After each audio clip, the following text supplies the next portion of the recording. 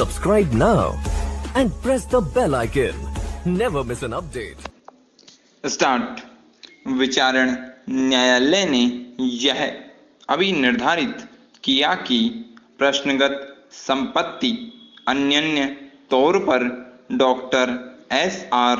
राय अर्थात याची संख्या 1 प्रतिवादी संख्या 1 के पिता द्वारा धारित नहीं थी। जहां तक विवादक संख्या 1 का संबंध है, विद्वान विचारण न्यायालय ने यह अभी निर्धारित किया कि याची संख्या 2 प्रतिवादी संख्या 2 के विरुद्ध किराए के लिए वाद कायम रखे जाने योग्य नहीं है, क्योंकि उक्त प्रतिवादी द्वारा मकान मालिक को किराए का संदाय किया जा रहा था, इसलिए उसे व्यतिक्रमी अभी निर्धारित नहीं किया जा सकता है। उक्त विवादक संख्या 1 का उत्तर नकारात्मक और प्रत्यर्थियों वादियों के विरुद्ध दिया गया था।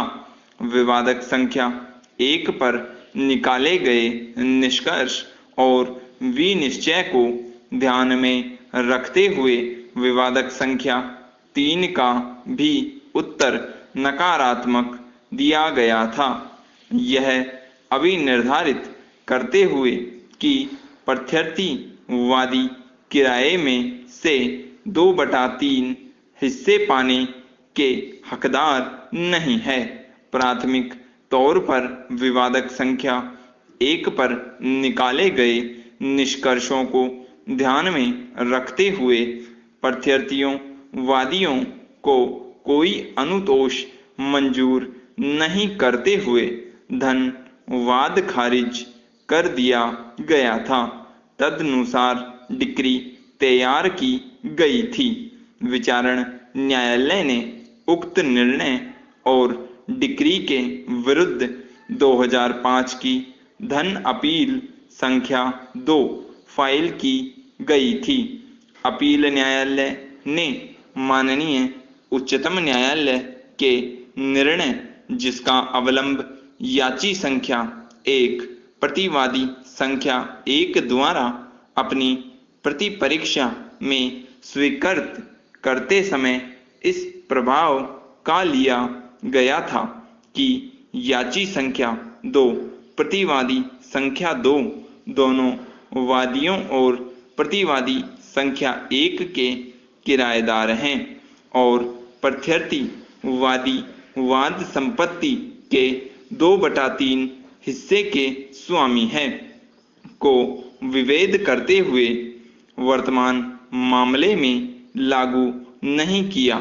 इस तथ्य को ध्यान में रखते हुए कि विद्वान विचारण न्यायालय ने याची संख्या 1 प्रतिवादी संख्या 1 के साक्ष्य को खारिज नहीं किया था, इस प्रकार यह अभी निर्धारित किया गया कि विवादक संख्या 3 का विनिश्चय करते समय त्रुटिपूर्ण निष्कर्ष निकाला गया था।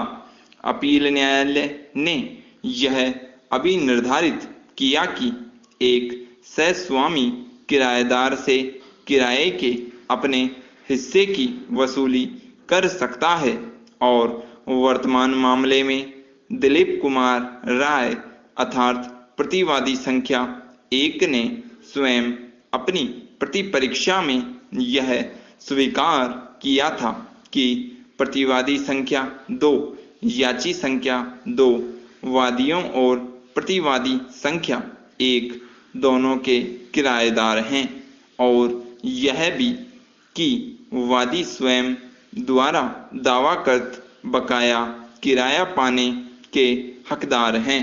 तदनुसार अपील न्यायालय का यह मत था कि विवादक संख्या 6 और 7 वादियों के पक्ष में विनिश्चित किया जाना चाहिए था। अपील मंजूर कर ली गई थी और तदनुसार विचारण न्यायालय के निर्णय और डिक्री को अपास्त कर दिया गया था। अपील न्यायालय द्वारा पारित निर्णय और डिक्री को आक्षेपित करते हुए वर्तमान पुनरीक्षण याचिका फाइल की गई। न्यायालय द्वारा पुनरीक्षण याचिका खारिज करते हुए stop. Subscribe now and press the bell icon.